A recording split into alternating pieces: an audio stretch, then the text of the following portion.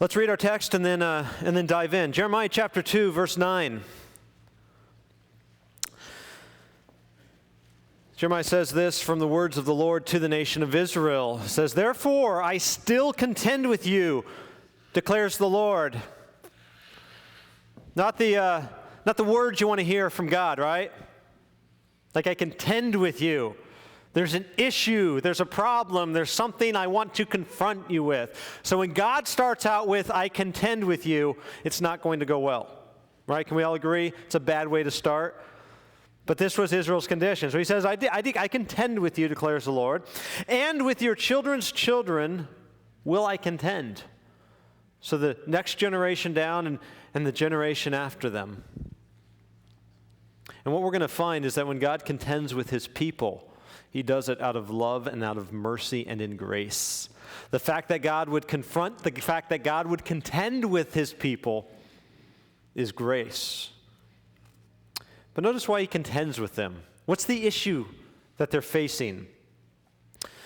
"For cross to the coast of Cyprus and see, or send to Kedar and examine with care. See if there's been such a thing." So he says, go look. Examine the nations around you. See if there is something such as this that has happened in Israel. "Has a nation," verse 11, "changed its gods, even though they are no gods? But my people have changed their glory for that which does not profit. Be appalled, O heavens, at this. Be shocked, be utterly desolate, declares the Lord. For my people have committed two evils. They have forsaken me, the fountain of living waters, and hewed out cisterns for themselves, broken cisterns that can hold no water."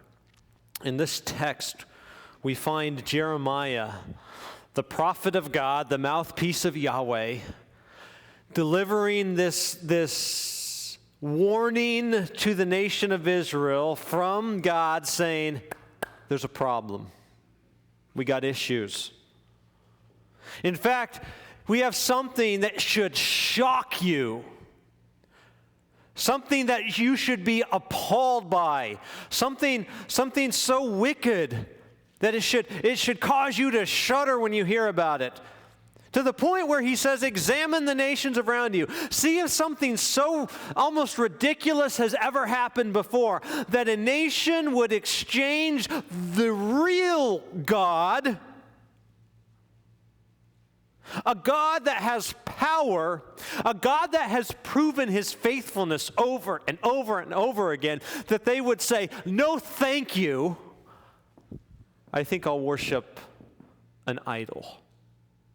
A false God, a God that has no power, a God that has never been faithful, a God that has nothing. This was the condition of Israel. This was kind of her constant downfall. The constant, God, I know you've been faithful to us in the past. I know that you've delivered us. I know that you've established your covenant with us. No, thank you, God. We'll serve idols.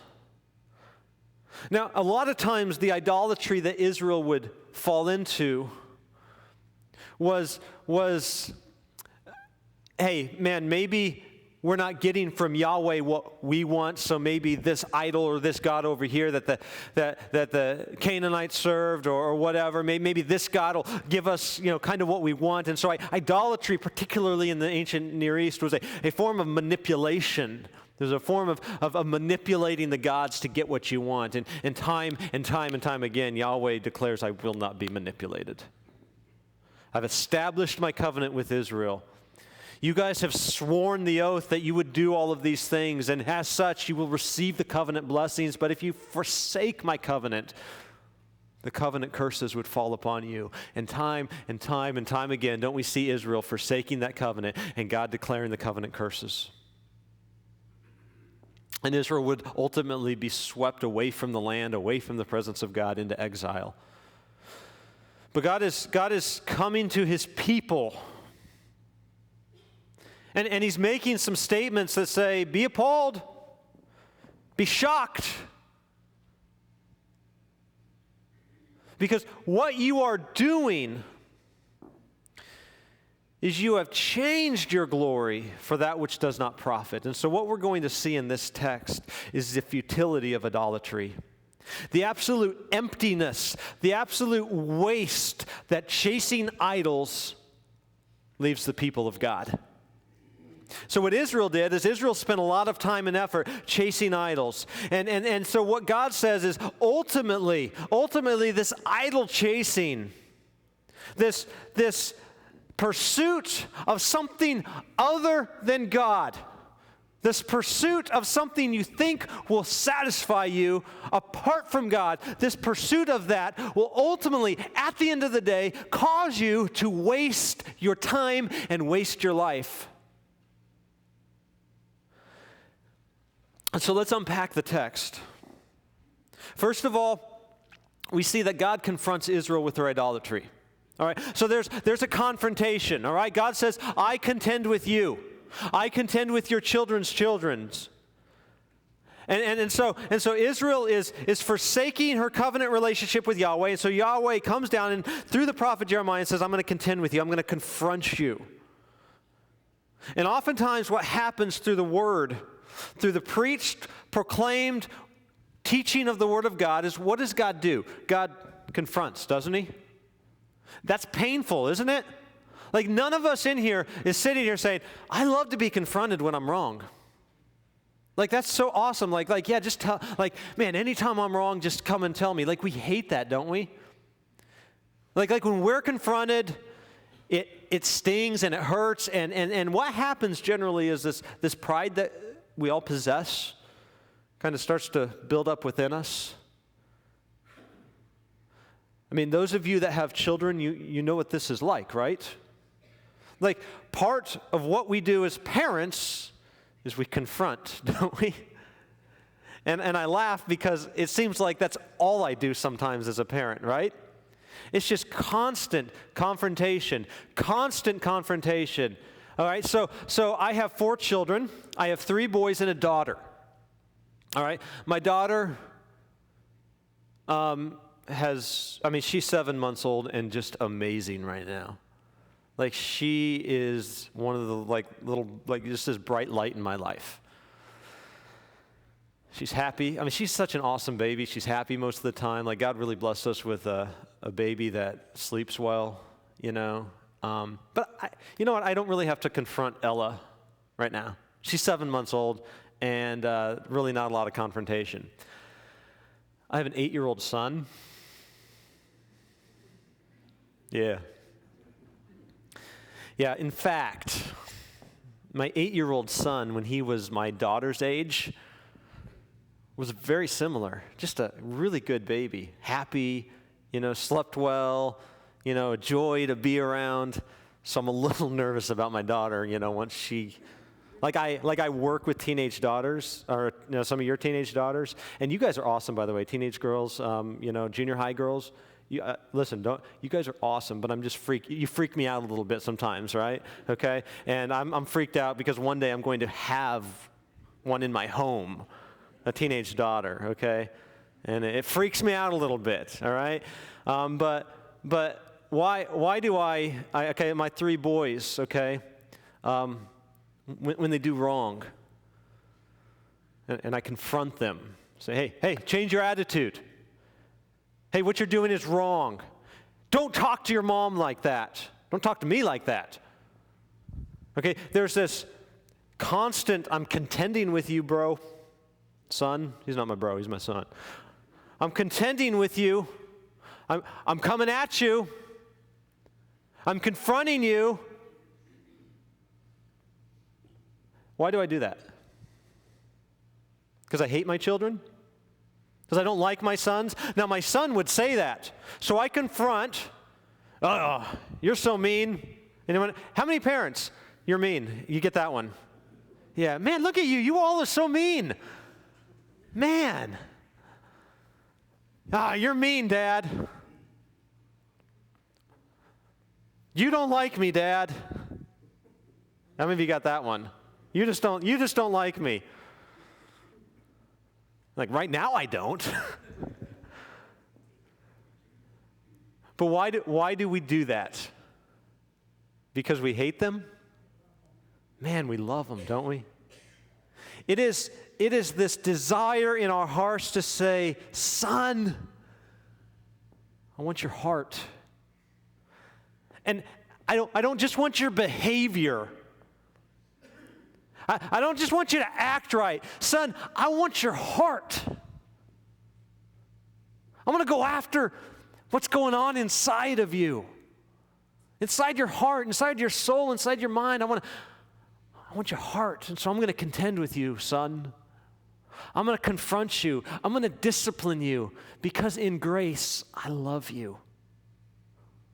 This is the attitude of God with his people. And particularly when you see under the old covenant, God would respond in anger and God would respond in wrath. When Israel would forsake Yahweh.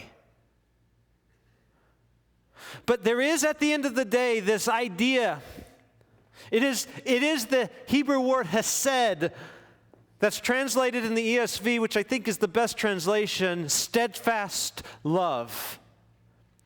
Read through the Psalms about how David expresses and constantly refers back to this hesed, the steadfast love of Yahweh. The fact that we can time and time again say, no, God, I don't want you. I just want your stuff. And we chase after idols, and God is steadfast in his love, and he was with Israel time and time and time again. And there is this understanding and this idea that, and this picture really that's painted of God, even in the Old Testament, that in his love, in his steadfast love, this hesed, that he comes and he contends with his people and he goes after their hearts and he says, what you're doing is wrong, and in my love and in my grace and my mercy, come back to me, because ultimately what I'm going to offer you is what the text says here. What you're changing is glory. The glory of knowing me, the glory of being in this covenantal relationship with me. I want to give that to you. But instead what you're doing is you're saying, no, thank you. I don't want your glory, God. I want this over here. It is like C.S. Lewis put it. It is like the child content to play with mud pies in the slums when a holiday at the sea is what is offered him. The fact that we get so wrapped up in our idol worship that we can't even conceive of what the glories that come through knowing Christ can bring us. So the child who lives in the slums can't even comprehend what it would be like to vacation at the sea. So he's content to sit in the slums making and playing with mud pies. It's like the person parched with thirst. You've been there, and all you want is what? A glass of water. My children ask strange questions sometimes. One time one of my sons, I can't remember which one, said, Dad, if you were lost in the desert, and I don't know where he got this, but it was a really good question, actually. If you're lost in the desert, what would you rather have? $1 million or a glass of water?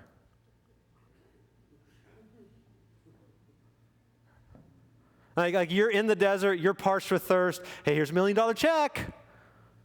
Or here's a gallon of water.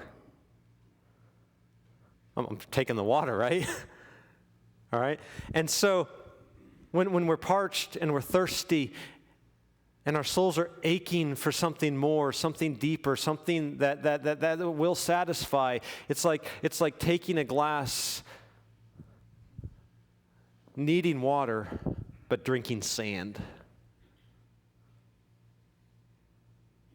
This is what idolatry does. This is what it produces. And so what God does in his confrontation with Israel is he shows them the foolishness of forsaking him for idols. And he shows them the downfall of pursuing idols. So what does he say? He says, first of all, that you've exchanged glory for idols. Now we know that there is one true God, right? We know that an image carved out of stone or carved out of wood or made out of gold is nothing more than a block of wood or a block of metal or a block of stone, right? We know that. And yet there is a God in heaven that had actually proved his faithfulness to Israel. He had been there, right? It's not like God had not revealed himself to his people. He had. It's not like God wasn't speaking to his people. He had sent the prophets. And by and large, the prophets were ignored, abused, and killed, right? And Jeremiah was no different. They for the most part, ignored him, which is why they ended up in exile. And so there was constant revelation from God, constant communication from God, God calling to them saying, what I offer you, what I can give you in a covenantal relationship with me is that which will ultimately satisfy your soul, that which will ultimately allow you to experience the glory of being in a redeemed relationship with the God of heaven. I can give you that. I can offer you that. It will satisfy you. And Israel, time and time again in their foolishness, saying, no, thank you, God. We don't want that glory. Because we want to sit. You're offering the holiday at the sea. No, thank you. We'll take the mud pies in the slum. You're offering the glass of water. No, thank you, God. We'll take the glass of sand. This is the foolishness that Israel was displaying over and over and over again.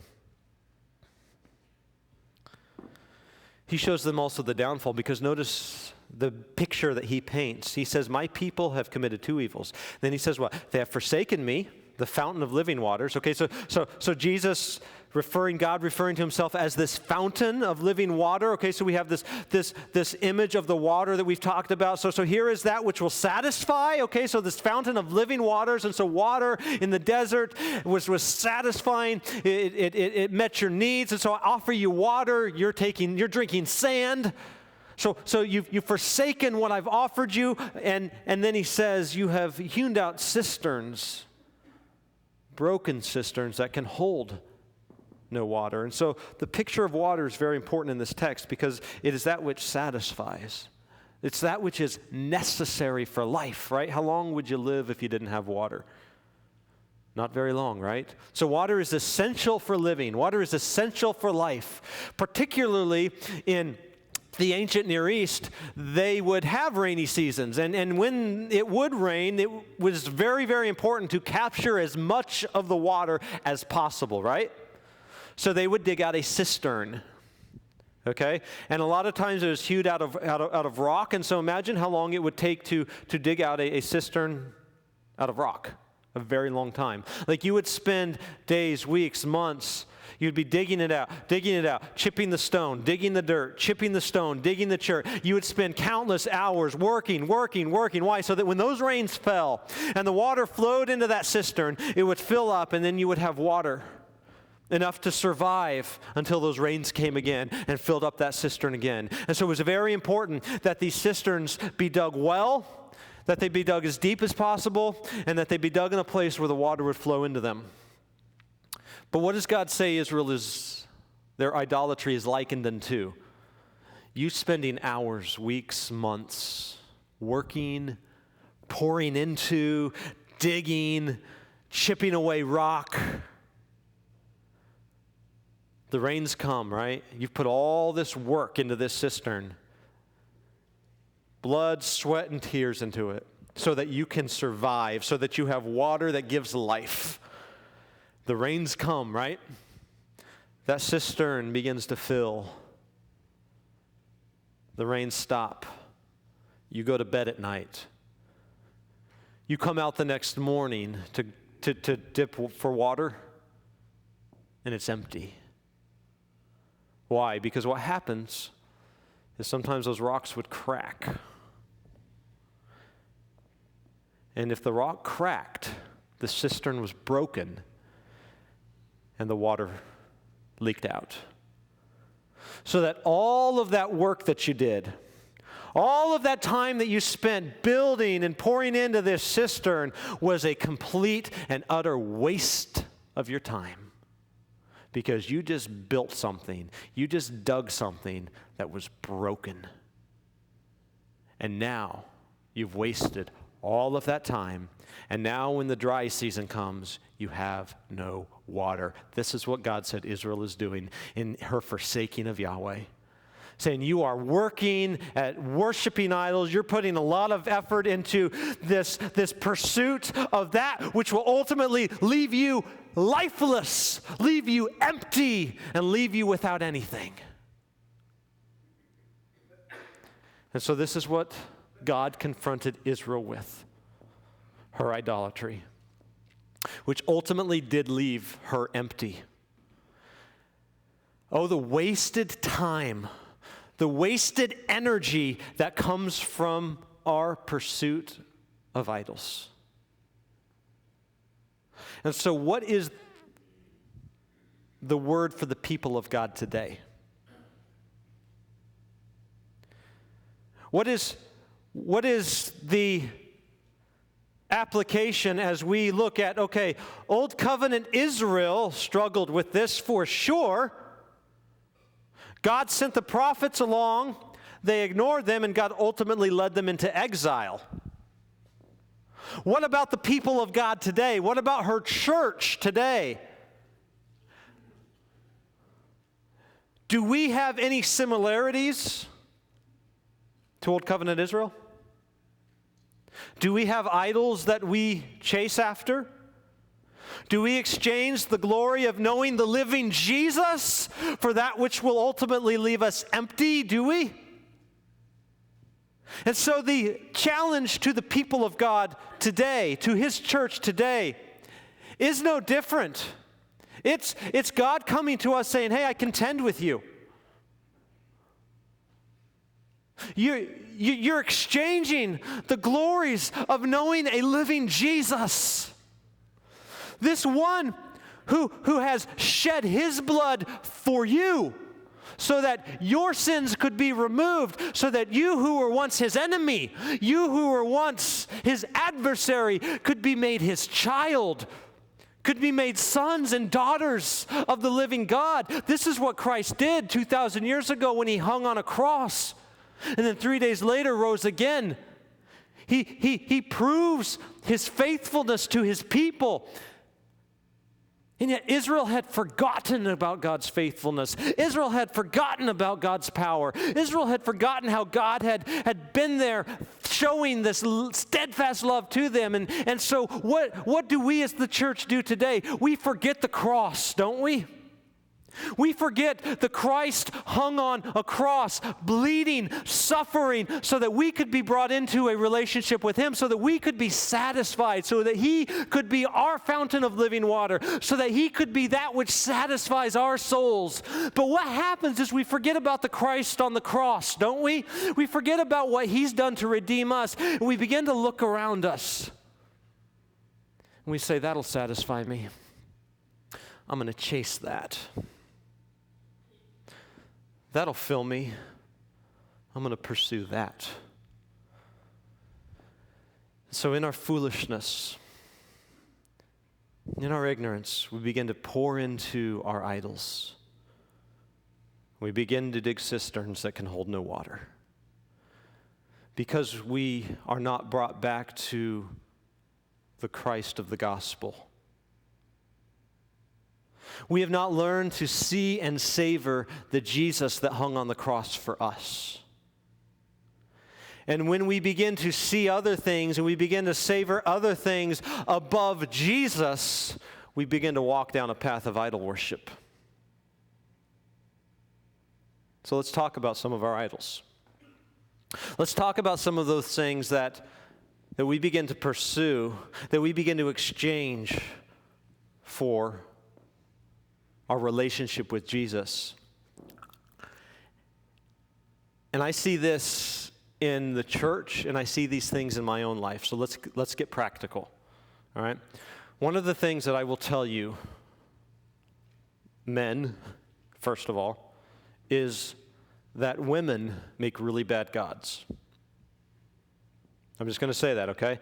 Women make really, really bad gods. And by that I mean, there is no woman in the world that can ultimately provide for you what Jesus came to provide. Women, men make really bad gods. I think you all probably agree with that. Yeah, we knew that, Doug. Hello. But if in your relationships, listen, if in your relationships with husband, wife, spouse, you are looking for them to provide for you what only Jesus can provide, relationships become our idol. Listen, you put two sinners in the same home together, guess what? You're going to have issues, right? And so often what happens is we get this idea in our mind, particularly in marriage, that this person needs to be this for me. I mean, I've done counseling with couples who come in and man, a guy will say, my wife says the only reason she's this way is because of me. And is he a bad leader? Yeah, but is she an unsubmissive wife and doesn't respect her husband? Yeah, so you've got issues on both sides, and they're ultimately going back and forth saying, well, because you're this way, then I'm this way. Well, if you weren't that way, then I wouldn't be this way. And so what you have is you have two people living in the same home together expecting the other to be perfect, right? Expecting the other never to let him down, right? Expecting the other to always be there for him. And that never happens 100% of the time, does it? But who is there 100% of the time faithful? Who? His name is Jesus. So we look to Him to be there for us 100% of the time. We look to Him to satisfy us. If you're looking for a relationship to satisfy you, all right, this whole Hollywood concept of you complete me, that's idol worship. No person other than Jesus can complete you. No husband, no wife, no relationship on earth can complete you. Why? Because you're broken, and the only one that can fix your brokenness is Jesus. So the more you pour into a relationship to complete you, to satisfy you, the only way Christ can do, the more you place that person up as an idol. The more you're going to be disappointed. But when we understand that my wife is a gift from God, but my wife is a broken, fallen person just like me, and that if Jesus can be the center of our marriage, that if we can find our satisfaction as a family, as a couple, in knowing and savoring and seeing Jesus, then on those days in which I let my wife down and those days in which she's not really there for me like I think she should be, I'm okay because I ultimately know that Jesus is. And I'm not looking for a broken, fallen person to provide for me only what Jesus can provide for me. And in that, Christ becomes the center of our relationships. And so our lives become about Jesus, not about relationships with other people. They become about our relationship with Jesus, and then that overflows into our relationship with other people. We live in the suburbs, right? And the suburbs is a breeding ground for children becoming our idols.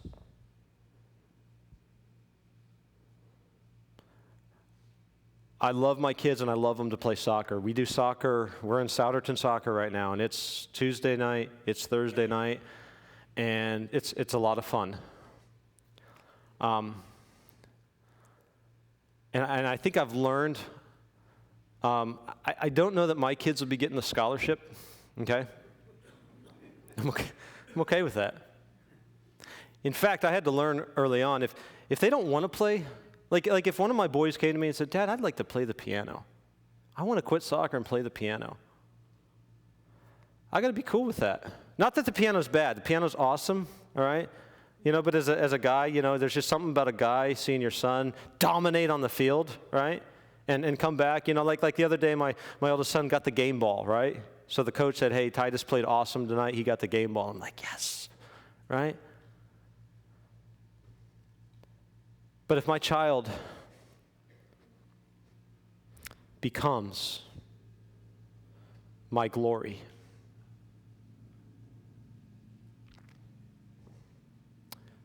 I become an idol worshiper. If I find ultimate satisfaction in my child's accomplishments to play a sport,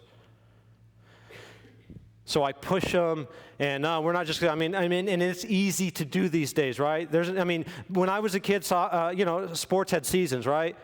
Soccer, it ended. Now, you could do soccer, outdoor, indoor. All year round, travel, intramural leagues. We could push our kids, and believe me, you guys have sat on those sidelines, right?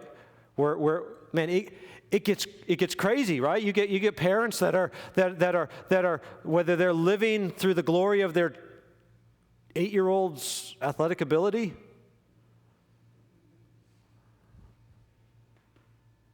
And we push our kids. We want them to be the best. We want them, why? Because we want them to do this. We feel better about ourselves when they win. We feel great when they're at the top of their class. We feel great when they're the ones that are performing, right? We do, don't we? I just want to say something, parents. The tendency to place our children in the place of Christ is so easy. Because we want the best for our children, but be careful. Be careful that we don't raise it to the level of idolatry, that we're pushing them to do things because it makes us feel good.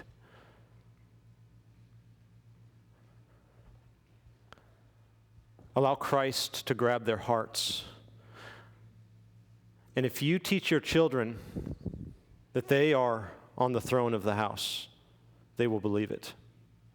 But if you teach your children that we worship Jesus first, but if you teach your children that Christ is the one that sits on the throne, you teach your children that worship of Jesus surpasses your athletic ability. It surpasses your academic ability, your music ability. A life worshiping Jesus is more important than you're traveling around the globe playing soccer, or you're being involved in 80 different extracurricular activities. That worshiping Jesus is what is important. I'm telling you, you will capture your kids' hearts. But I think we have an epidemic in America today of children who have been put on the pedestal of the home, and parents pushing their children because their children's success is what is worshiped. Their children's advancement is what is important, not the worship of Christ. We have to be careful, parents. We have to be careful. Those of you that are single, listen, I got married as soon as I got out of college. I graduated in May and was married in July. So I had after college, I had that month and a half of singleness. But listen, those of you unmarried, maybe you've never been married, maybe you've lost a spouse, maybe you're divorced. Please, learn during your season of singleness to see and savor the Christ of the gospel. That He can satisfy your soul. That He is your fountain of living water. That marriage and companionship is a beautiful thing. Loneliness is difficult, I understand. But do not exchange the glory of seeing and savoring Jesus for a relationship that will bring pain and suffering. I've seen it happen. So in your season of singleness, which may be for the rest of your life, worship Christ. Don't chase idols of relationship thinking, I'm empty, I need somebody. You don't. You don't. You need Jesus. That's who you need. Pursue Him. Chase after Him. Know Him. Savor Jesus. There are so many things in this world that become our idols, right? Man, and I could go on and on. How many of us daily worship at the idol or the altar of social media. And some of you have no idea what I'm talking about. Others of you are like, yeah, I might spend a little too much time on Facebook. Right? And the amazing thing about Facebook is we can portray ourselves in any way we want, right? I mean, how many of you have seen the picture that someone put up where they just woke up and their hair is like, woo, you know, and they're no make, right? How many of you have seen that picture like, check me out, right? But we get so wrapped up in our narcissistic self-indulgence and puffing of ourselves up that it's like, wow, I had a perfect hair today, and everybody needs to see it, right? So you got the iPhone pic in the picture, like, oh yeah, that's my good side. Check that out, world. Yeah, hair is good today. Bad hair day, no photo, right? Right? Okay. We put the videos up of our kids being awesome and cute, right? Like I did it yesterday.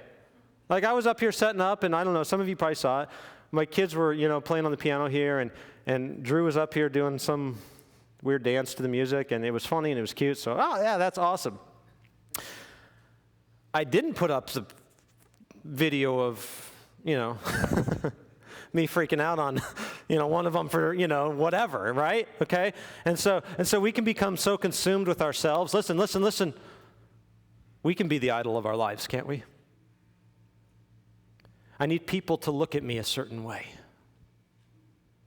I need people to think of me a certain way. Or we get to the point where I can't say no to anybody, because if I say no to them, then they'll think I'm not there for them, and then they'll think bad of me, and then I can't be there for them. And so we run ourselves ragged trying to be there for everybody, and then we neglect what? We neglect seeing and savoring Jesus.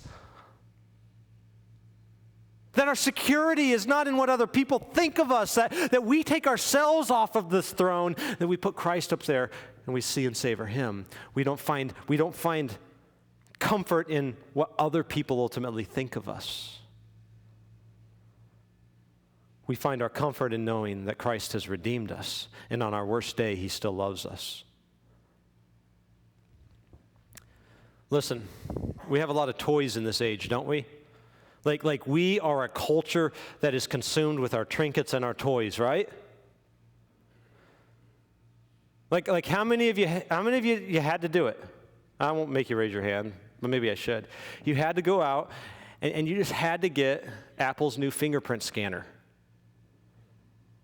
Like some of you know exactly what I'm talking about. It's a phone. Yeah, but this one has it'll scan your fingerprint. So, yeah, no, I mean the 5, that is so 6 months ago. Does yours scan your No, it does the same thing. But people are lining up. Got to get the phone with the fingerprint scanner. And it's an amazing thing, right? Because we get it and we're like, oh, check it out. It scanned my finger, right? Remember Siri when it first came out? And she would talk to you. Like she had a relationship with you. And everyone's like, hey, Siri, tell me a joke. And she's got like 2 jokes. But nobody uses Siri anymore. All right, there's like 2 of you out there that do. But no, it's like what happens is we buy our toys, we buy our trinkets, we upgrade our phones, right? That's why it's just madness. It's like now you can get a plan where you can upgrade whenever you want. Why? Because, man, this one isn't good enough anymore. This one's old. This one's tired. This one doesn't have a fingerprint scanner. Lame. Right? So I got to have. And so we go out and we fork over the $400. Look at it, scans my fingerprint. And it does make you feel good, right? And then you never use the fingerprint scanner. Because it's a phone. It's a phone. And then Apple comes out with something else the next year and says, now this one has this. Gotta have that. Yeah, so what do we run out, we put our tent out, we camp, we wait in line. Our society's madness, right? Be appalled, right? And we get it. Look at this one. It's got this, and it makes us feel good for a while, right? That's why some of us, shop a lot. It's like you go and you buy and you get in a lot of debt, and because when you buy something, it makes you feel good, right? So I have these toys, or I got the new 4-wheeler, or I got the new, A hunting bow. I know there's a lot of hunters out here, so bows are important to you guys. You know, you got this one. I mean, you pull a string back and it shoots an arrow, but I don't get it. But last year's model is not as good as this year's model. So we feel good, right? So we chase after our trinkets, we chase after our toys, we chase after these things because for a while they make us feel good, and then that wears off, and then what happens? We got to get the next one. We got to get the next one. And what happens is we dig cisterns, and we dig cisterns, and we dig cisterns, and we end up at the end of our lives with an empty well. Don't waste time pursuing idols. Let's pursue and chase after the fountain of living waters, and his name is Jesus.